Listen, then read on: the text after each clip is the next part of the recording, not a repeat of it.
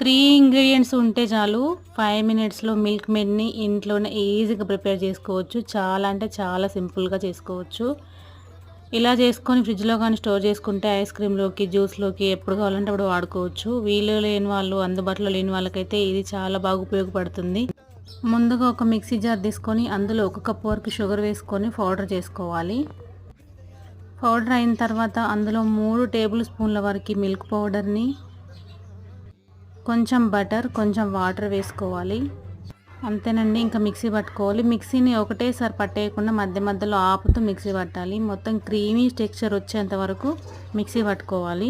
చూడండి, వీడియోలో చూపిస్తున్న విధంగా ఇలా వస్తే సరిపోతుంది. దీన్ని ఫ్రిడ్జ్‌లో స్టోర్ చేసుకొని ఎప్పుడు కావాలంటే అప్పుడు వాడుకోవచ్చు. వీడియో చూస్తున్నారు కానీ వీడియో మాత్రం లైక్ చేస్తలేరు. ప్లీజ్ వీడియో కనుక నచ్చితే ఒక లైక్ చేయండి. Thank you for watching.